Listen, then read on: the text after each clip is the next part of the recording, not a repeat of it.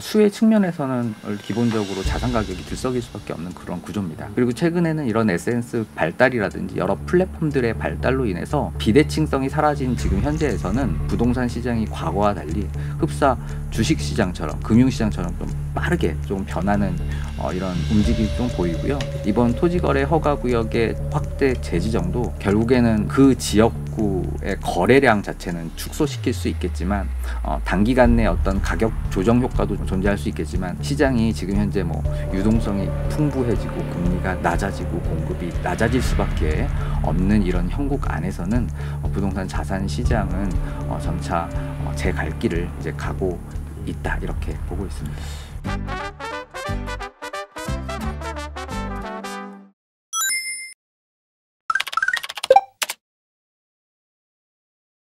24일부터 토지거래 허가구역이 확대 지정됐는데 앞뒤로 상황 좀 일단 어떻게 보셨는지 좀 한번 여쭤보고 싶어요. 보통 우리가 매매 계약을 하게 되면 이 거래 신고를 이제 한 달 내에 이제 하고 있기 그쵸. 때문에 현재로서는 정확한 데이터는 나와 있지는 않아요. 하지만 저희 이제 KB국민은행이 이제 1986년도부터 주택 통계를 지금 발표를 하고 있는데요. 네. 발표를 이제 분석을 해보면 일단 서울과 전국 단위에서는 여전히 좀 상승이 좀 지속되고 있는 상황이다 이렇게 판단하고 있습니다. 한 2, 3주 정도 지나면 실제로 어떤 현상이 좀 벌어질 것 같으신지 좀 여쭤봐도 될까요? 네, 뭐 과거의 흐름보다 조금 더 빠르게 움직일 것 같아요.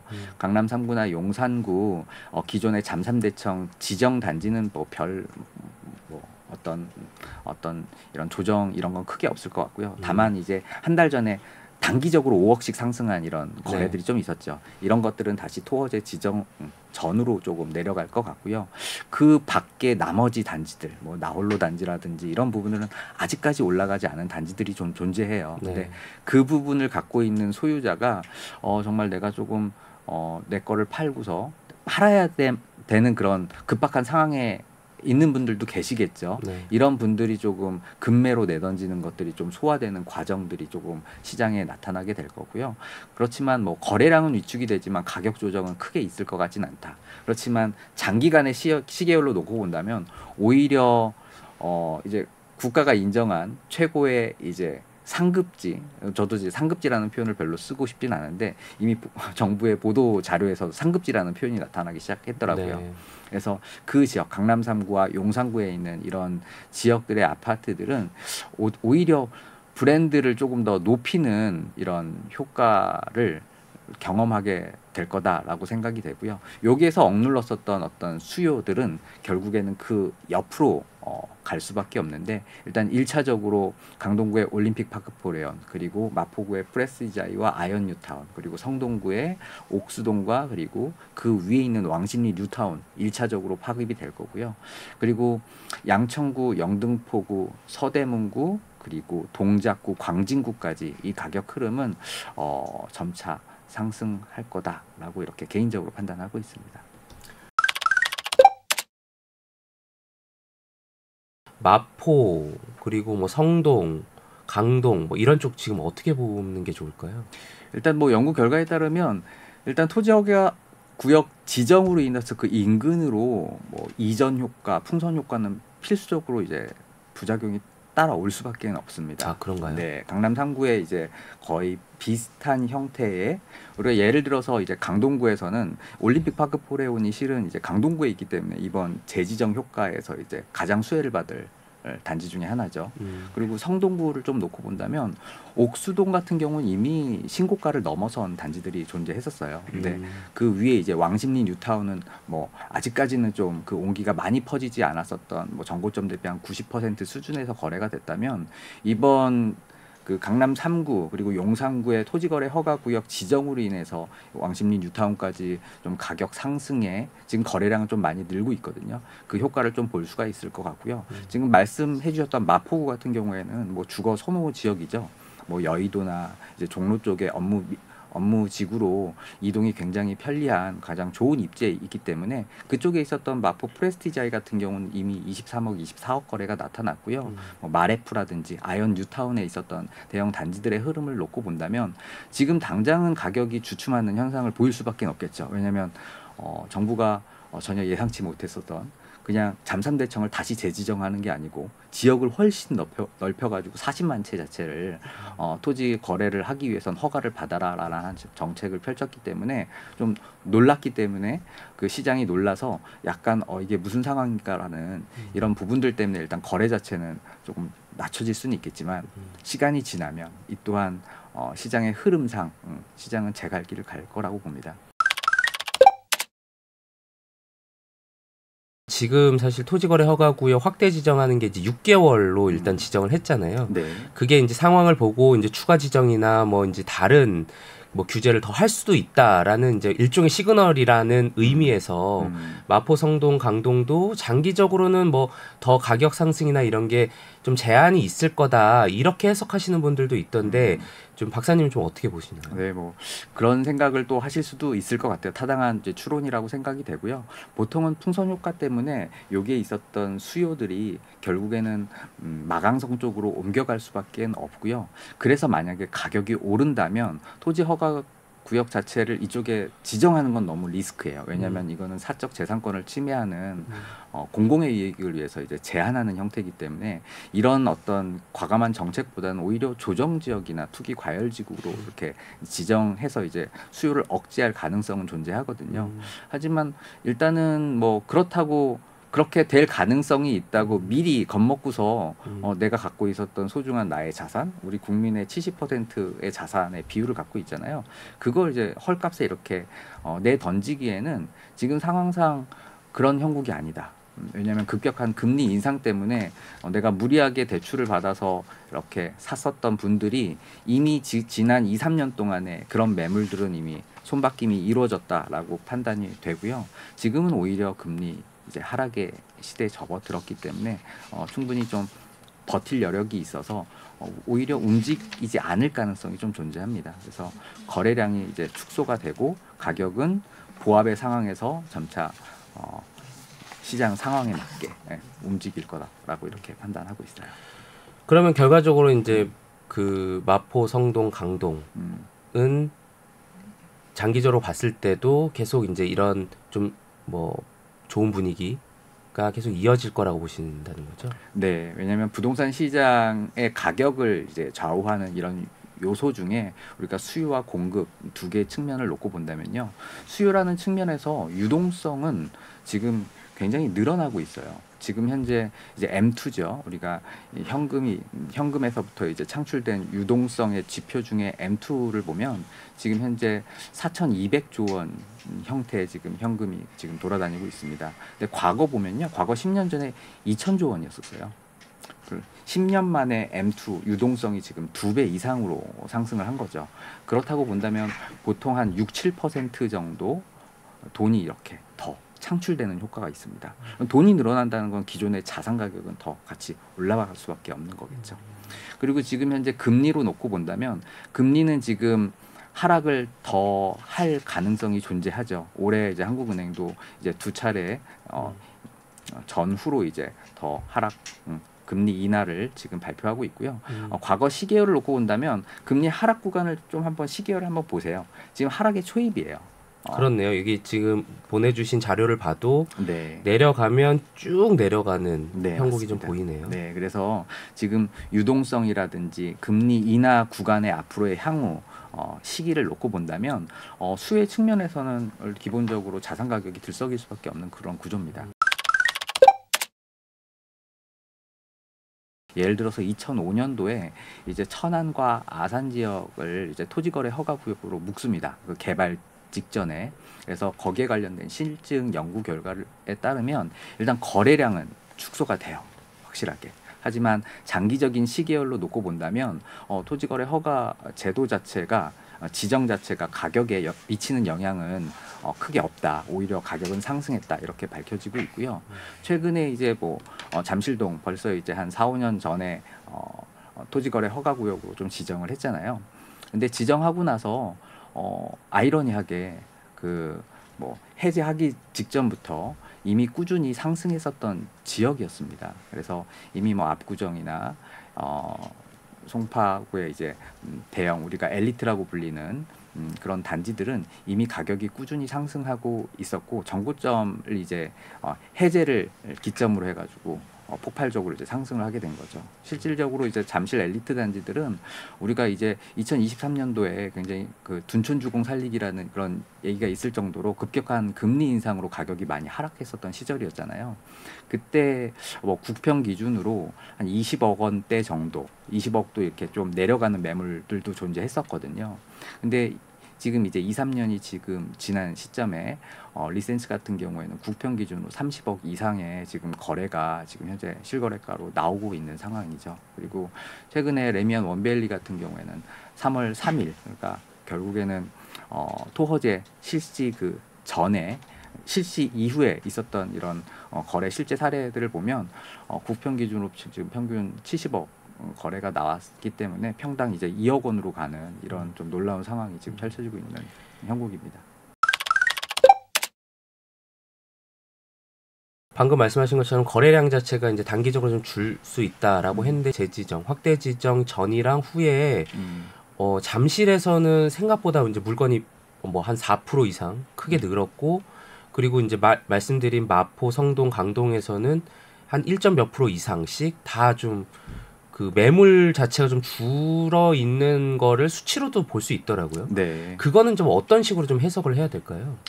일단 뭐 지역별로 좀 차이가 나겠지만 지금 뭐 거래가 안 될 거라고 확실시 되는 이 형국에서는 굳이 가격 물건을 내놔봐야 잘 팔리지도 않겠다라고 판단을 하겠죠. 그래서 결국에는 뭐 매도자 입장에서 물건을 좀 내놔야 되는데 특히 마포 성동 같은 경우에 매물 감소 효과가 좀 보이고 있는데 잠깐 좀 기다리는 거죠. 이거 조금 더 지나면 오히려 풍선 효과 때문에 더 가격이 오르는 거 아니야? 라고 생각을 하고 조금 더 놔뒀다가 더 높은 값에 이게 팔려고 하는 이런 매도자의 어떤 심리도 좀 존재할 거고요. 잠실이나 이미 재지정된 곳 같은 경우에는 이제 충격을 좀 받은 거죠. 우리는 기존에 토지 허가 구역으로 지정되지 않았는데 이번에 됐어. 그렇다고 본다면 이거 상황을 좀 더 지켜보고 다른 판단을 좀 해봐야 되겠죠. 내가 내 주택을 팔고서 더 나은 곳으로 이렇게 가야 하는 이런 어떤 좀 급박한 상황이 있는 그런 경우가 아니라면 그냥 좀 더 기다려보자. 지금 살고 있는 데서 조금 살아보자. 뭐 이런 판단을 좀 할 수도 있을 것 같습니다. 근데 여기에 더해서 지금 좀 안타까운 부분은 서울 아파트, 그러니까 전국이 아니고 서울 지역의 아파트라는 우리 국민들이 가장 선호하는 이런 부동산 유형을 보면 공급 절벽이 굉장히 심각해요. 제가 준비한 자료를 보면 네. 서울 아파트 공급의 이제 착공 물량을 보시면 착공하고 나서 이제 3, 4년 뒤에 입주 물량으로 나타나는 거거든요. 네, 그러면 일단 올해 그리고 이제 내년도 같은 경우에는 뭐 이 물량 자체가 지금 뭐 2만 호 그리고 내후년에는 이제 1만 호 밑으로 입주 물량이 이제 펼쳐집니다. 그러니까 이게 23년에 착공한 물량, 24년에 착공한 물량이 굉장히 적은 게 실제로 이제 영향을 미친다는 거죠. 그렇죠. 아파트가 이제 입주 물량으로 나오기 위해서는 이제 최소 3년에서 4년이 걸리는 상황이거든요. 그럼 놓고 본다면 입주 물량은 기본적으로 내년도, 내후년도에는 뭐 반토막 이상으로 지금 날 수가 있기 때문에 이제 공간 시장에서 우리가 선호하는 이런 아파트 물량이 줄어서 공급된다는 건 필연적으로 임차 비용, 전세와 월세가 상승할 수밖에 없다는 거예요. 그러면 이런 임차 수요의 증가, 공급 때문에 줄어들어서 가격이 올라가는 현상들이 필연적으로 가격을 이제 자극을 할 거고요. 그래서 유동성과 금리 그리고 공급 절벽 이런 세 부분이 퍼펙트 스톰으로 맞물리면서 서울 아파트는 정말 조금 상승의 이제 시작점이 아닐까 이렇게 조심스럽게 예측을 합니다. 여기 그 부동산 시장은 어떤 사이클일까? 이 자료는 뭐 어떻게 해석을 해야 되나요? 네. 요건 이제 네덜란드 이제 경제학자인 얀센이라는 분이 이제 네덜란드 부동산 시장을 예측하기 위해서 이제 가설을 세웠어요. 우리가 보면 자산의 가장 기본적인 지표 두 가지를 들 때 우리가 거래량과 가격을 듭니다. 그래서 X축은 거래량이고요. Y축은 가격이에요. 보시면 이제 2018년도에서부터 지금 2024년도까지의 흐름을 놓고 본다면 쭉 이제 벌집 순환 모형이라고 하거든요. 이 흐름이 이렇게 반시계 방향으로 돌고 있다라는 것을 여러분들이 보실 수가 있죠. 그래서 2024년도 현재는 이제 회복 국면에서 그래도 요 흐름상 호황 국면으로 접어들지 않을까, 이렇게 사이클상 비교를 좀 해볼 수가 있고요. 여전히 전국 주택 시장은 여전히 조금 침체라고 생각하시면 됩니다. 지금 이번 주 주간 주택 가격 동향에 따르면 일단 전국 아파트는 약간은 상승을 했어요. 보합의 상황입니다. 수치는 그렇게 높진 않아요. 그래서 상승하기도 하고 하락하기도 하고 상승하기도 하고 하락하기도 하는데, 우리가 서울 시장은 굉장히 좀 많이 올랐잖아요. 그러니까 거꾸로 얘기해서 지방 시장이 굉장히 내려간 거예요. 여전히 부산이나 대구, 세종 같은 지역은 여전히 많이 내리고 있습니다. 과거 전고점 대비 이미 뭐 15%, 18% 하락했거든요. 그런데도 불구하고 지금도 굉장히 가파른 속도로 하락하고 있어요.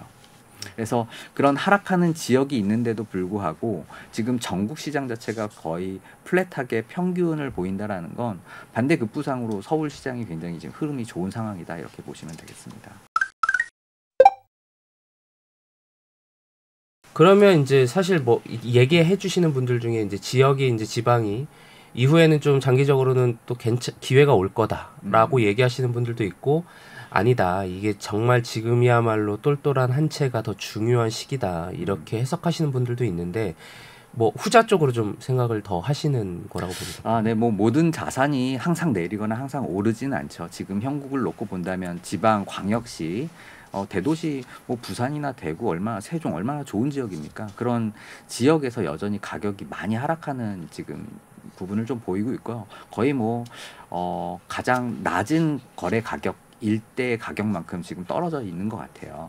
근데 지금 시장 자체가 이렇게 하락하고 있는 형국에서는 지금 뭐 새롭게 매수를 하기에는 조금 위험하거든요. 왜냐하면 더 하락할 가능성이 존재하기 때문에. 근데 거꾸로 역으로 좀 싸게 살 수 있는 기회이기도 하죠.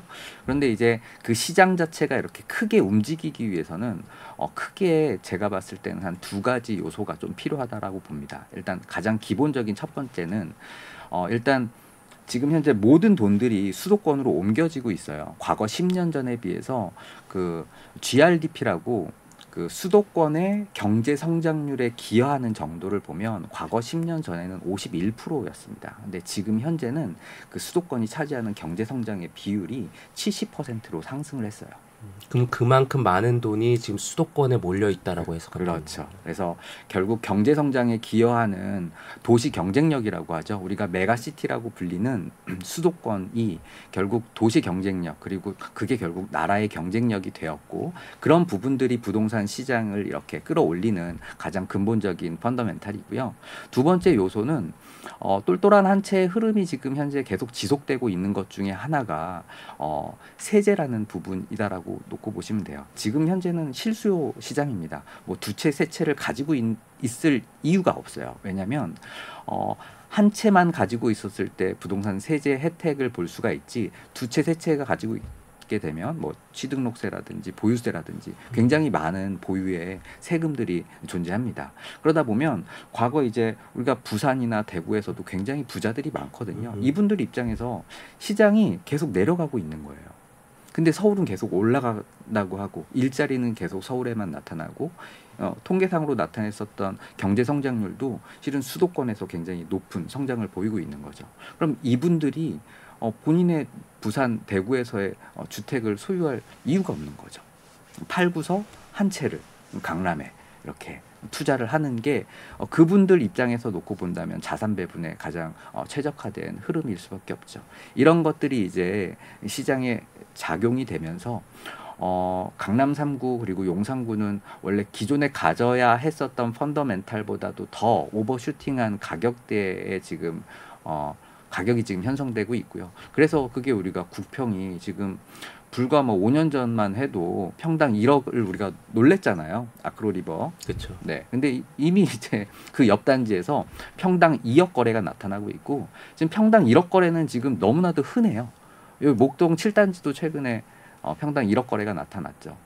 그래서 그만큼 자산 가격 거꾸로 얘기하면 유동성의 증가로 인해서 화폐 가치가 하락을 하고, 그래서 그런 화폐 가치 하락을 좀 해지할 수 있는 그런 자산 중에 우리가 부동산 자산은 인플레이션 해지 자산 중에 가장 대표적인 자산입니다. 그래서 그런 고 자산가 그룹에서부터의 먼저 그런 자금의 리밸런싱이 그런 부동산 시장, 특히 서울 아파트 시장으로 지금 옮겨가고 있다 이렇게 판단하고 있습니다.